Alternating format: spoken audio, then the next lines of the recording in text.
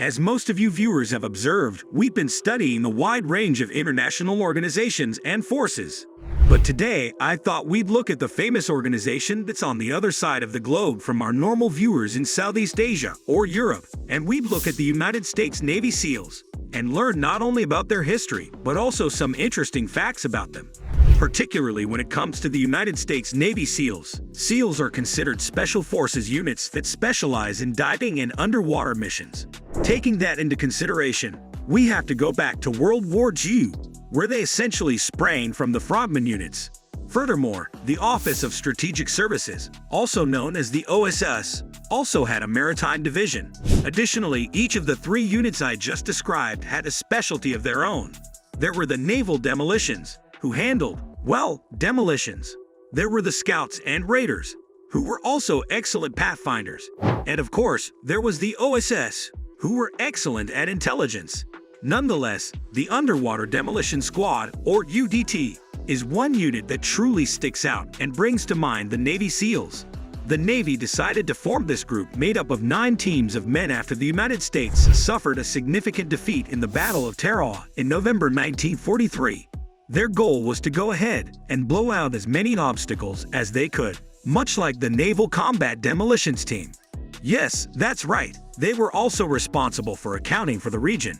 They would therefore be aware of what lay ahead of them when the main forces arrived. Strangely enough, though, a sizable portion of these men were what you would refer to as CBs, even though a small number of them were from amphibious training programs like the Raiders and Scouts. What were CBs now? They were essentially the sea's engineers. They knew how to construct naval bases and fix various things.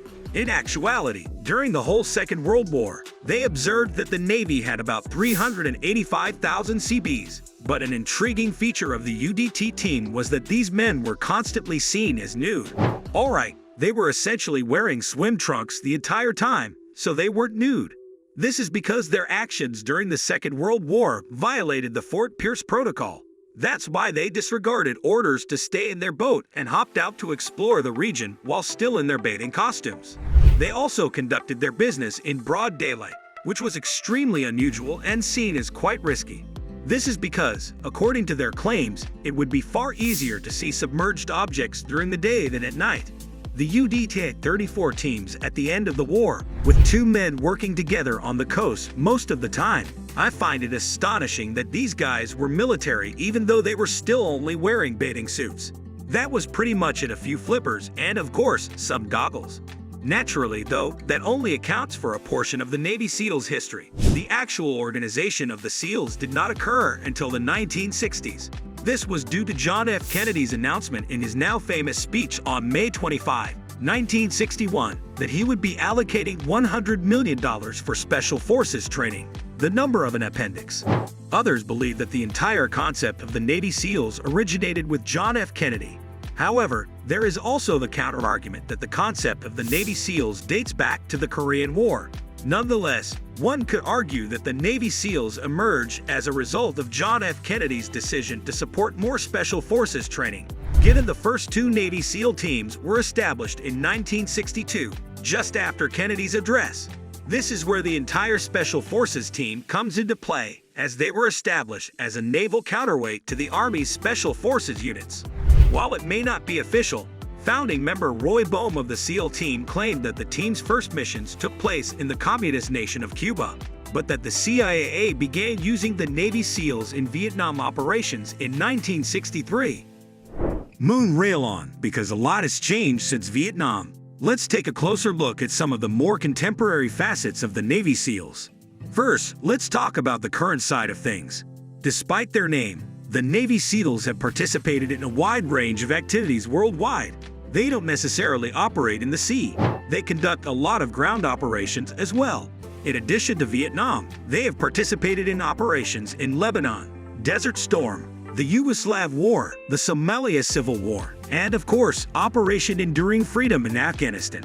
They participated in the operation to capture Osama bin Laden, as some of you may already be aware. However, what you may not know is that they constructed a scale model of the house they were taking, which they used for daily training. They also participated in several anti-piracy missions, including the 1985 Achille Lauro cruise ship hijacking and the 2009 Somalia Marist Alabama hijacking, among many others. Alright, how do you become a member of the Navy SEALs? Let's examine some of the prerequisites for joining the Navy SEALs now. It is not enough to just be physically fit, one must also be psychologically fit. No crazy people with guns, please. They did not receive any. I'm grateful. You must first commit to swimming 500 yards in 12 minutes and 30 seconds. In addition, you have to complete 10 consecutive pull-ups, 50 push-ups, and 50 sit-ups in 2 minutes. In addition, a 1.5-mile run that takes fewer than 10 minutes and 30 seconds must be completed. This is happening over what's known as Hell Weekend. God, I'm so sorry. It's all just a nightmare. Hell Week. All of this, naturally, comes under what they refer to as the BUDS or BVS training, which is your basic underwater demolition SEAL training. They say that only 33% of participants in the first phase of the training advance to the second phase, which consists of 3 distinct phases of the 24-week-long Navy SEAL training. Phase 1 of these 3 consists of physical fitness, Phase 2 involves combat diving, and Phase 3 involves terrestrial warfare. Of course, it doesn't end there. After that, you have to complete a 3-week parachuting course, and then there's the 26-week Navy SEAL qualification program. I know some of you are thinking, man, there are so many courses. But let me tell you that not only do a lot of people fail the first phase, but all the subsequent phases have a very high succession rate for all the groups. Over 87% of people pass. After that, there are individual training programs, task group training programs, and other things of that sort of thing. As for the size of this elite force, well, they say there are roughly 2,450 active duty SEALs, or roughly 1% of all Navy personnel. I appreciate you all watching, folks. For this video, that is all the information I could provide you with about the Navy SEALs. Which, before you depart from here, guys, I wanted to check if you guys were interested in military subjects. Perhaps you guys are Americans and you're looking for more videos from the military about the Army, parachutes, or anything similar. Make sure to give this video a lot of likes, as the more likes I get, the more I realize that I need to create more material like this. Having stated that, typically on FTD Facts, everything we do is use playlists created by nations and their armed forces. I'll have a playlist ready for you guys, as this is the first time we've done a military video in the United States.